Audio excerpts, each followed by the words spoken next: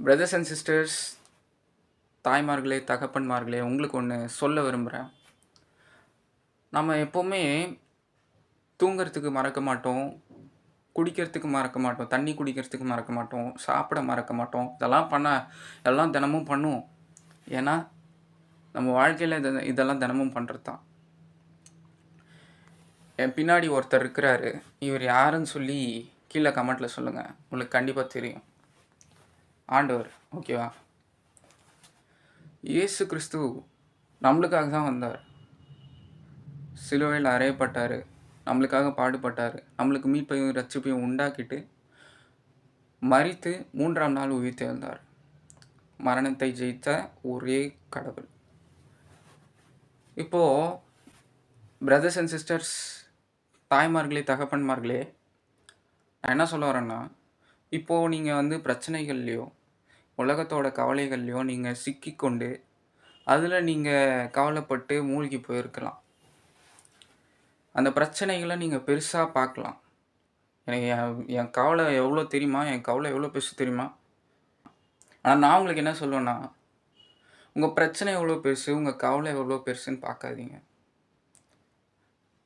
உங்கள் கவலை எவ்வளோ பெருசானா இருக்கலாம், ஆனால் அதுக்கு முன்னாடி இருக்கிற ஆண்டவர் எவ்வளோ பெரியவர்னு பாருங்கள்.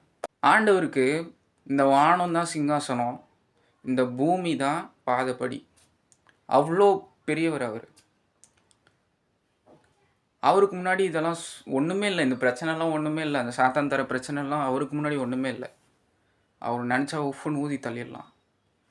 ஆனால் உங்களை அவர் வடிவமைக்கிறார். எப்படின்னா, ஒரு அப்பத்தை ஆசீர்வதித்து அது பிட்டு கொடுத்தாருன்னா அதை அவர் ஃபஸ்ட்டு உடைக்கணும். உடைச்சாதான் அதை ஆசீர்வதித்து அவர் உங்களுக்கு தர முடியும். அதே மாதிரி தான் ஆண்டவர் உங்களை பண்ணுறார். ஃபஸ்ட்டு உடைக்கிறார். உங்களை உடைச்சாதான் அதுக்கு ஆயத்தமாவீங்க, அதுக்கு தயாராவீங்க. அதனால தான் ஆண்டவர் இதை பண்ணுறாரு. தயவு செஞ்சு ஏன் எனக்கு இது இவ்வளோ கவலை தராரு, இவ்வளோ கஷ்டம் தராருன்னு நினைக்காதீங்க. உங்களுக்கு முன்னாடி இவ்வளோ பிரச்சனைகள் இருந்துச்சு, இவ்வளோ கவலைகள் இருந்துச்சு, இவ்வளோ சோதனைகள் இருந்துச்சு அப்படின்னா ஆண்டவர் ஒரு நாள் உங்களை கொண்டு போய் இந்த இடத்துல வைக்க போகிறாரு. இதை யாரெல்லாம் விசுவாசிக்கிறீங்க கீழே கமெண்ட்டில் சொல்லுங்கள். தயவு செஞ்சு ஆண்டவருக்கு முன்னாடி எந்த பிரச்சனையும் பெருசு கிடையாது. ஸோ தயவு செஞ்சு அதை விசுவாசிங்க. ஆண்டவரை மறக்காதீங்க. கர்த்தர் தாமே இந்த வார்த்தைகளை ஆசீர்வதித்து வழிநடத்துவாராக. ஆமென்.